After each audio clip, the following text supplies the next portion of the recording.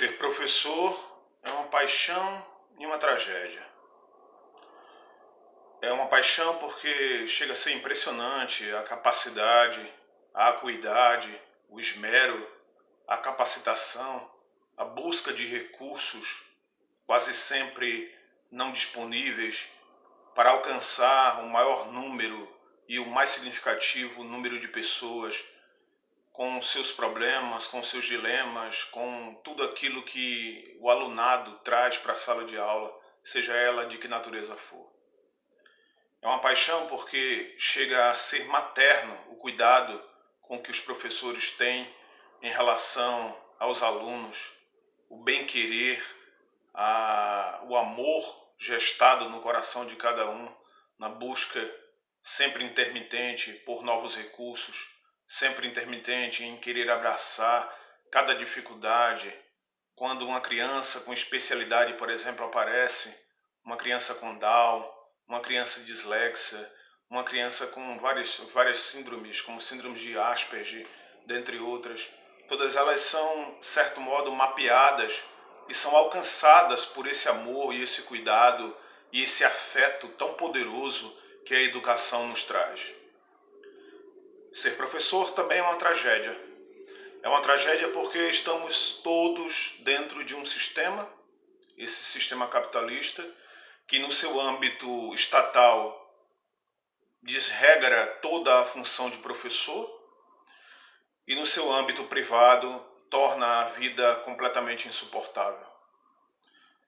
Hoje, por conta de tudo que está acontecendo em relação a essa pandemia da Covid-19, milhares de professores foram mandados embora dos seus trabalhos e ficaram a ver navios dentro de uma situação totalmente gritante e exasperante para aqueles que nutrem um amor tão significativo pelo espaço escolar e pela educação.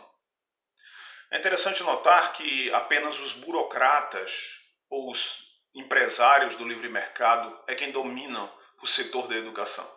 Muito embora esse setor devesse ser pautado por professores da área, mas são os burocratas que fazem esse trabalho e que quando a corda começa a apertar em seus pescoços, eles tratam de tirar essa corda e colocar para o enforcamento da classe mais pobre, das pessoas que mais necessitam, que são aqueles professores das séries mais básicas, aqueles professores periféricos, aqueles professores e professoras que vivem no limite da existência.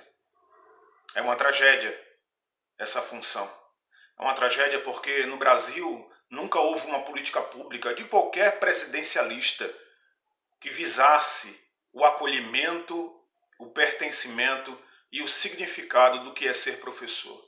Por isso a educação vai tão mal em nosso país. Por isso os índices de desenvolvimento são tão precários diante da nossa nação e do nosso povo como um todo. Há uma metáfora do capitalismo que serve muito bem a esse momento e que explica, de certo modo, qual é o quadro em que nós vivemos dentro da questão da educação.